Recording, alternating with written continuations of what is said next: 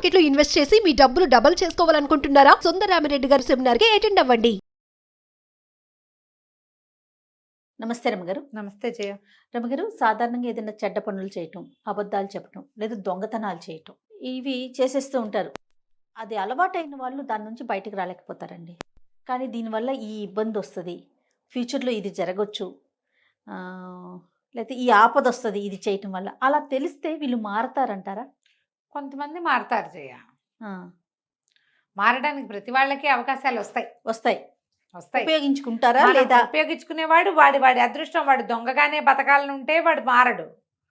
వాడికి తప్పుకునేందుకు అవకాశం అసలు అంత పెద్దది కాదు, చిన్నవి కూడా మన మీద ఒక మిస్టేక్ చేయకముందే అది చేద్దాం అనుకుండగానే దాని కాన్సిక్వెన్స్ కనపడింది అనుకో, మనకి ఆ పని చెయ్యని చూడు మనం. అవును కదా, ఇప్పుడు మనం వేలు పెట్టబోతున్నాం పొయ్యి మీద.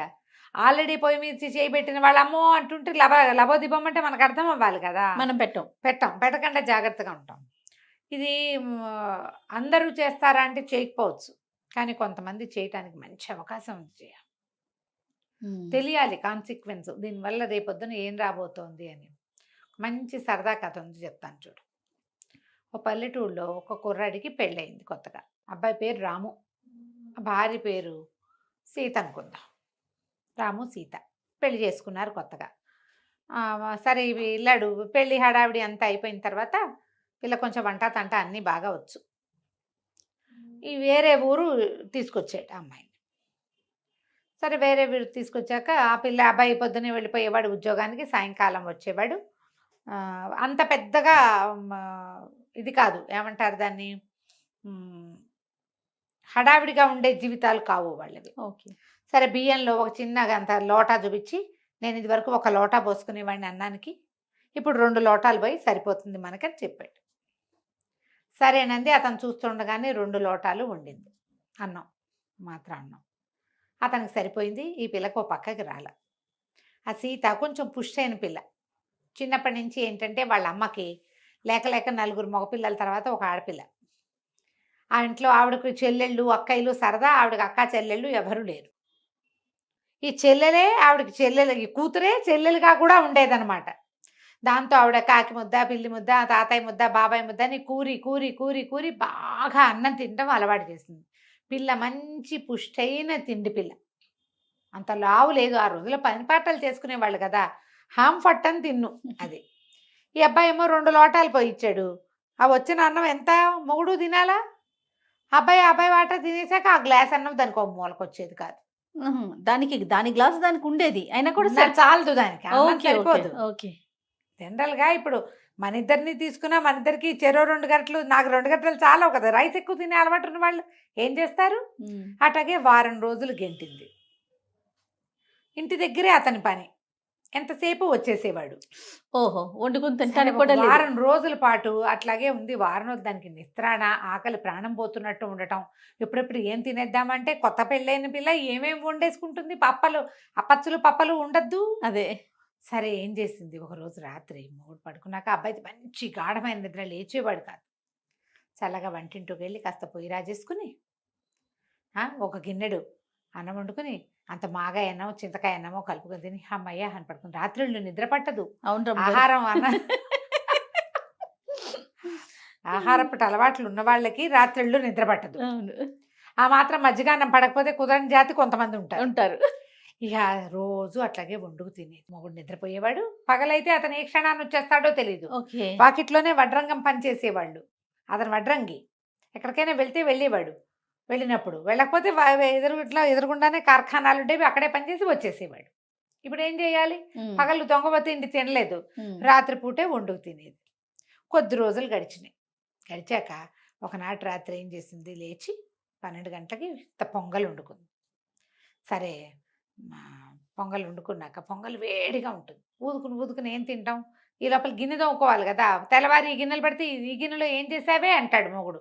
అందుకని ఏం చేసింది, విస్తర్ పెట్టుకుని ఒక గ్లాసు వెంబడి మంచినీళ్ళు పెట్టుకుని ఈ పొంగలంతా విస్తట్లోకి దిమరించి కాస్త నేర్చుక్కేసి దాని మీద చల్లారుతుంది. ఈ లోపల గిన్నె తోముకొచ్చేద్దామని ఆ పొంగల్ గిన్నె గరిట పుచ్చుకుని పెరట్లో నూతి దగ్గరికి వెళ్ళింది.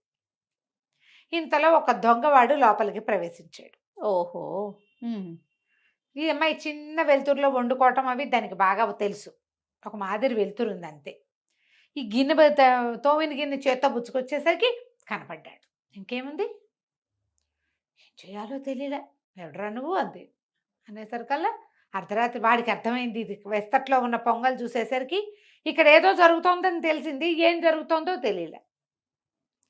వాడు అన్నాడు, గొడవ చేసావో చంపేస్తాను, పీక నొలివేస్తాను అన్నాడు. అనేసరికల్లా ఈ పిల్ల ఇప్పుడు మొగుడు కనుక వీడు దీన్ని ఏమైనా చేశాడు అనుకో, తాళాలు ఇచ్చేసినా బోళాలు ఇచ్చేసినా మొగుడు కనుక వంటింట్లోకి వస్తే విస్తట్లో వడ్డించిన పొంగల్ కనపడదు. ఈ పొంగల్ ఎక్కడదే అని అడుగుతాడు.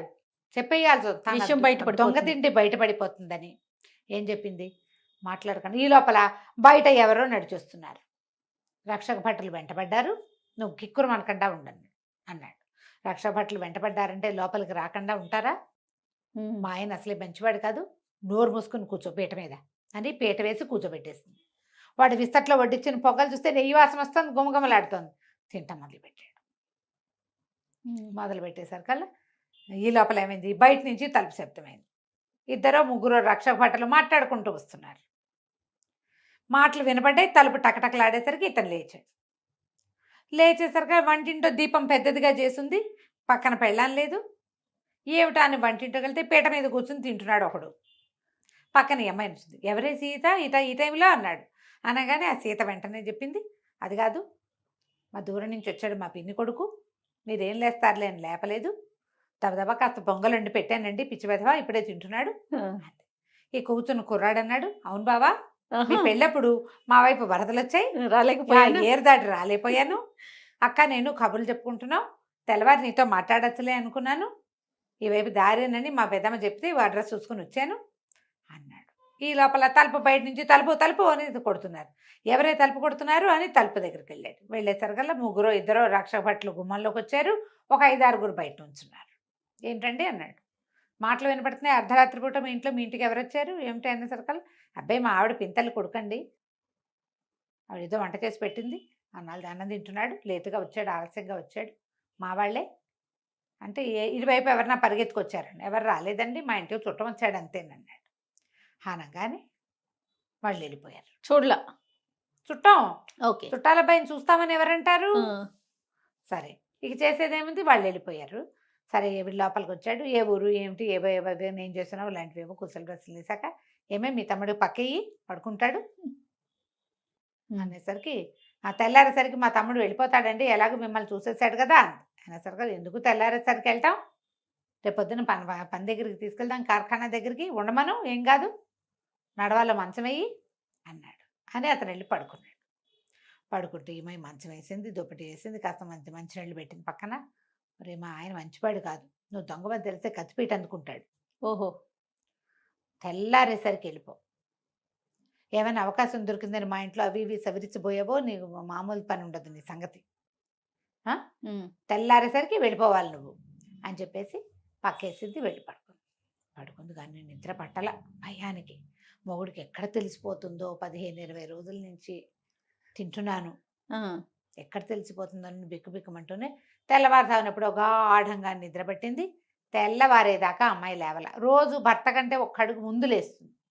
మరి రాత్రి మెలకుగా ఉందిగా గాభరా పుట్టింది, హైరాణ. అక్కడి నుంచి పొద్దున్న లేచి మొగుడు ఏదో ఎక్కడో పని చేసుకుంటున్నాడు, బావి దగ్గర ఎక్కడో ఉన్నాడని లేచి వచ్చి నడవలోకి చూస్తే మంచం ఖాళీగా ఉంది. అమ్మాయి వెళ్ళిపోయాడు అనుకొని యువతలకు వస్తూ చూస్తే సామాన్ల గది ఒకటి ఉంది. వాళ్ళకి గదిలో చూసేసరికి ఇంకేముంది, పెట్టెలు గిట్టెలు ఎవరాయి పడేసేస్తున్నాయి. ఆ అమ్మాయి లబో దిబోమని ఏడ్చింది. ఇప్పుడు ఏం చేస్తుంది సీత? వాడు తెల్లవారుజామున వెళ్ళిపోరా చచ్చినవాడ అన్నం పెట్టి కూడా పంపిస్తే వాడు పెట్టెలు బ్యాడ్లు సవరిచ్చేసి డబ్బులు నగలు అన్నీ వెతుక్కుంటే ఏముంది, పట్టు చీరలు లేవు, నగలు లేవు, మొత్తం వాళ్ళ మావయ్య వాళ్ళు ఏదో చేతి ఖర్చులు కానీ ఆడపిల్లలకి ఇస్తారుగా డబ్బులు, అందరు మావయ్యలు ఇస్తారు, గుప్పట్లో చేతిలో పెడతారు పెళ్ళిళ్ళప్పుడు, అది ఆ పక్కన మూట కట్టి పెట్టుకుని అవి కూడా లేవు. లబలాడుతూ ఏం చేయాలో తెలియలే. ఇప్పుడు చెప్పపోతే ఎట్లా? అయితే దొంగ తిండి కోసం చూస్తే చీరలు పోయి, బంగారం పోయి, డబ్బులు పోయి.